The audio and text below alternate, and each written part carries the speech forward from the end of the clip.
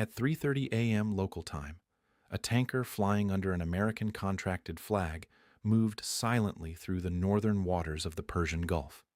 She carried more than 2 million barrels of crude oil. Estimated cargo value, $180 million. The vessel itself, another $95 million. Total assets gliding through the darkness, nearly $275 million, moving through one of the most surveilled and dangerous maritime corridors on the planet. In under 10 seconds, everything changed. A detonation tore through the port hull. A 60-meter fireball climbed into the night sky. Maritime radio channels erupted simultaneously. Sailors aboard nearby vessels kilometers away felt the heat on their faces. This was not an accident. This was a military message, addressed to Washington, delivered in fire and burning crude oil, on waters the United States Navy has been tasked with protecting for 4 decades. That message had already begun resonating, not just in Pentaton command rooms, but in the gas prices at stations across Kansas, Texas, and Florida. Here is what actually happened. Here is why it affects you directly. And here is why the next 72 hours may determine whether this remains an isolated provocation or triggers something far more consequential. To understand the gravity of what just happened, you first need to understand the geography of global energy and the position the United States occupies on that chessboard. Every day, between 17 and 21 million barrels of crude oil transit the Strait of Hormuz. That 54-kilometer wide corridor, framed by Iran to the north and Oman to the south, is the mandatory choke point for Saudi Arabia, the UAE, Kuwait, Iraq, and Qatar. Together, those nations represent nearly 1/5 of global oil supply. There is no viable alternative, no pipeline capable of absorbing this volume, no land route, no substitute canal. If the Strait of Hormuz is disrupted, even temporarily, global energy markets enter crisis mode. The United States, despite having become the world's largest oil producer through the shale revolution, remains deeply embedded in this system. American refineries still import specific crude grades from the Gulf. U.S. crude prices, West Texas Intermediate, are indexed to global markets. When Brent rises, WTI rises. When WTI rises, gasoline rises. When gasoline rises, everything else follows. The tanker struck that night was navigating waters immediately northeast of the Strait of Hormuz, what analysts call the hot corridor. Maximum commercial traffic density, historically the highest vulnerability to asymmetric attack. This was not a geographic coincidence. It was a deliberate tactical choice. Iran's naval forces, specifically the maritime units of the Islamic Revolutionary Guard Corps, know this terrain with the precision of surgeons. Since the 1980s, during the infamous tanker war between Iran and Iraq, Tehran developed a maritime doctrine built on 3 pillars: speed, dispersion, and area denial. Fast attack craft, coastal missiles, naval drones, not aircraft carriers, not frigates, guerrilla warfare on water. That doctrine was applied with terrifying precision this night. At 3:14 a.m., 16 minutes before the explosion, U.S. Navy detection systems registered a radar anomaly in the sector. Several small, fast-moving craft, each under 10 meters in length, were moving in dispersed formation at approximately 40 knots toward the tanker's position. On surveillance screens, those signatures resembled fishing vessels or routine coastal patrol boats. In the Persian Gulf, this type of nocturnal traffic is ordinary. Operators logged the anomaly. They did not. Breaking news: Iran has announced the targeting of a U.S.-flagged oil tanker in the Persian Gulf. The vessel is now on fire and unable to continue its journey. Was technically within doctrinal timelines. The problem was that doctrine was one step behind the enemy's tactics. At 3:39 a.m., the craft changed heading simultaneously. Coordinated convergence. The tanker, moving at approximately 15 knots fully loaded, had no realistic evasion option. At 3:41 a.m., the captain activated a maritime security alert signal. 3 minutes of warning. It was not enough.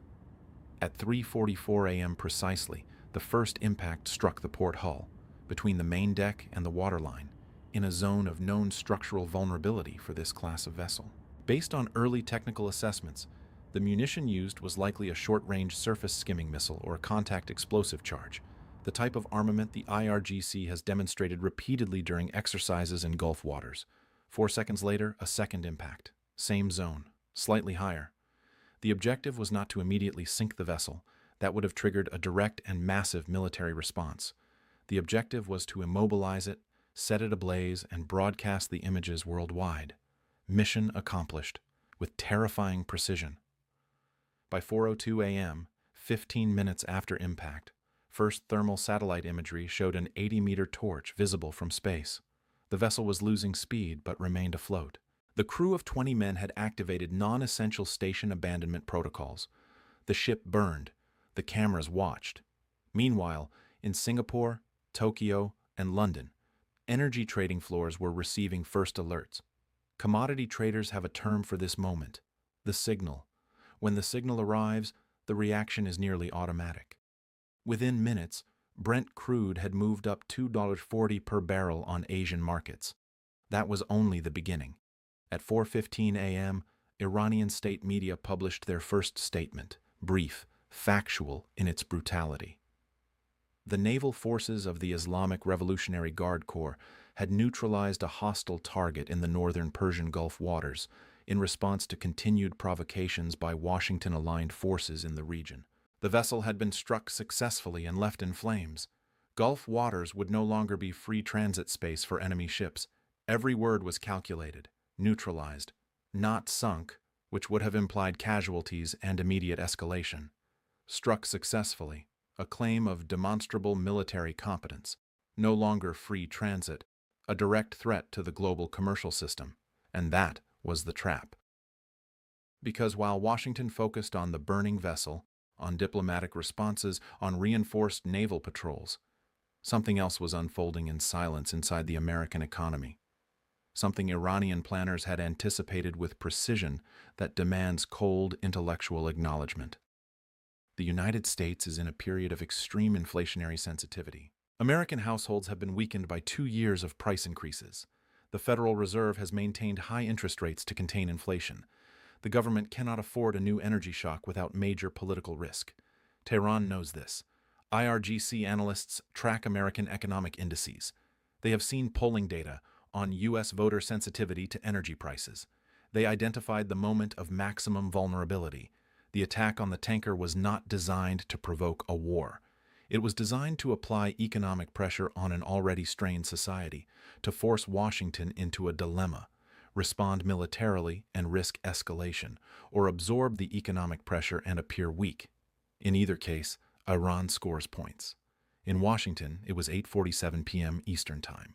The White House and Pentagon received reports simultaneously. Within 20 minutes, the National Security Council was in emergency session. The U.S. Fifth Fleet, based in Bahrain, put its units on elevated alert. 2 Arleigh Burke-class destroyers left their moorings for the incident zone. Each Arleigh Burke destroyer represents approximately $2 billion in naval assets. The hourly operational cost of emergency deployment at sea approaches $1 million per vessel. The American response, in purely financial terms, was already costing several times the value of the munition used in the initial attack. That is precisely the economic model of asymmetric warfare, and that is exactly what Tehran had planned. By the time European markets opened, energy values had risen broadly. Oil had advanced $4 per barrel in under 2 hours. Shipping companies began issuing security advisories recommending avoidance of northern Gulf waters. Some operators suspended transit entirely.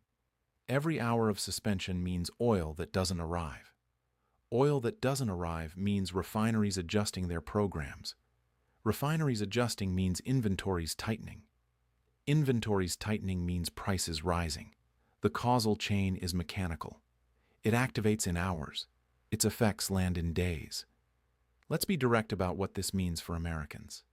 Diesel has already moved past $4 per gallon in regions where it had stayed below that threshold for nearly 2 years. This is not a footnote. Diesel is the fuel of the real American economy. Every delivery truck stocking your supermarket runs on diesel.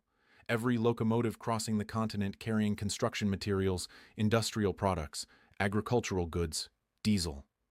Every tractor in the Midwest planting and harvesting the crops that feed this country, diesel. Every construction site, every backup generator, every fishing vessel, diesel. When diesel rises 50 cents per gallon, a long-haul trucker on a 3,000-mile route absorbs roughly $150 in additional fuel cost per trip. Those $150 don't vanish. They pass to the shipping rate. The shipping rate passes to the distributor. The distributor passes to the retailer. The retailer passes to you at checkout. Economists call this the inflationary transmission effect of energy shocks. You call it, why does my grocery bill keep going up?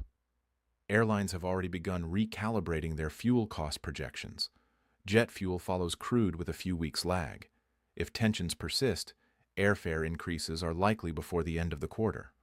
Maritime insurance companies have triggered their war risk clauses for vessels transiting the zone.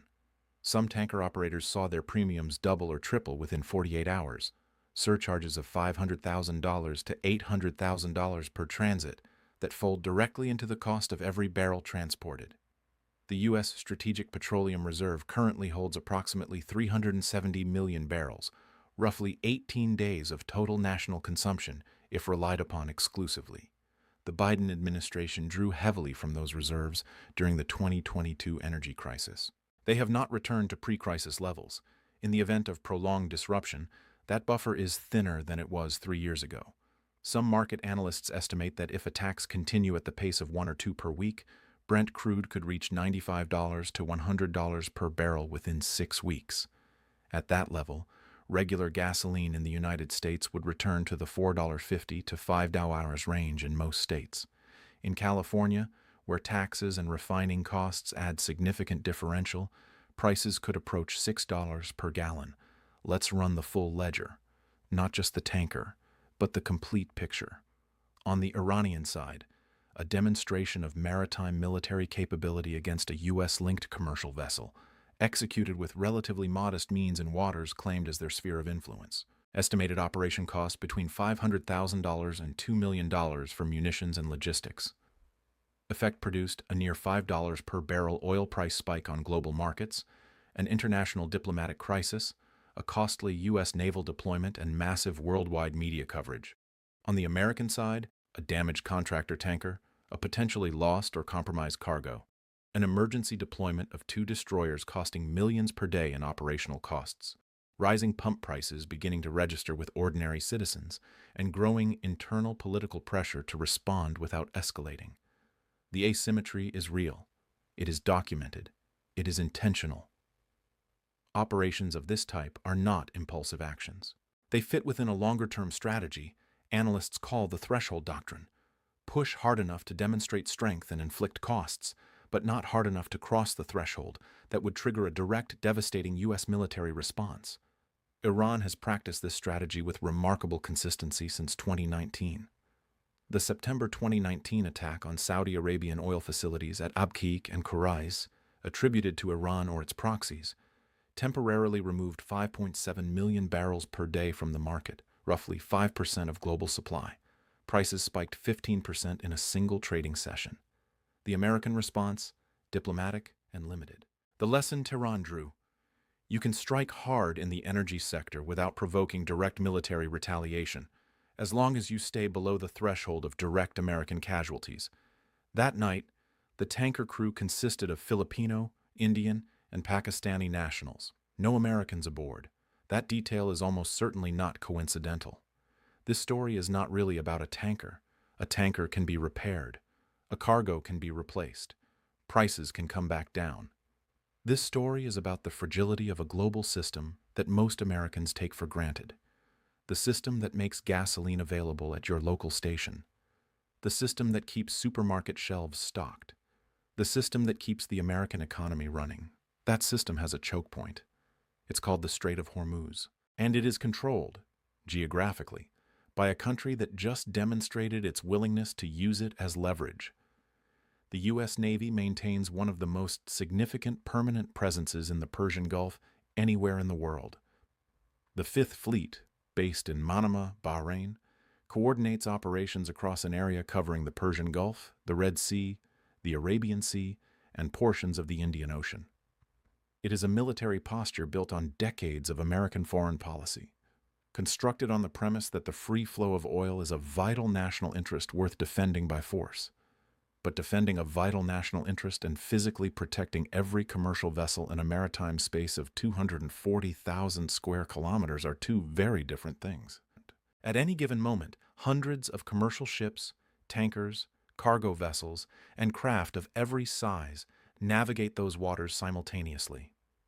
Distinguishing in real time a militarily equipped fast boat from a fishing vessel or commercial patrol craft is extraordinarily difficult, especially at night, at high speed, when the adversary has planned their approach to minimize detection windows. The Arleigh Burke destroyers patrolling the region are extraordinary war machines, equipped with the Aegis system, capable of intercepting ballistic missiles hundreds of kilometers away.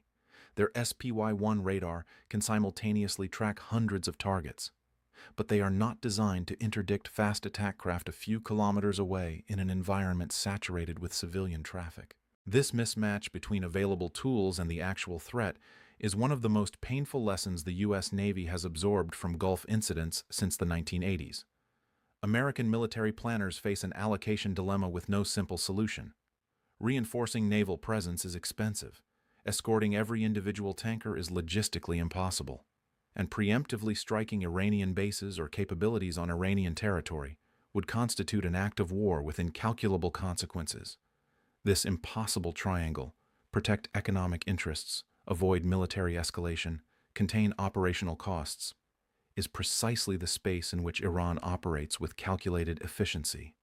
The real question is not, how will the United States respond to this attack? The real question is, how many times can the United States absorb this type of pressure before the domestic economic costs become politically unsustainable? The decisions made in the coming hours, at the Pentagon, at the White House, in the trading floors of New York and Chicago, will trace the trajectory of the weeks ahead. Does Washington reinforce naval protection in the Gulf at the price of a costly, open-ended military commitment? Does it absorb the cost and implicitly accept the new rules of the Iranian game? Does it pursue a diplomatic or economic response, additional sanctions, pressure on intermediaries? Or is something more direct, more decisive being considered in the closed circles of power?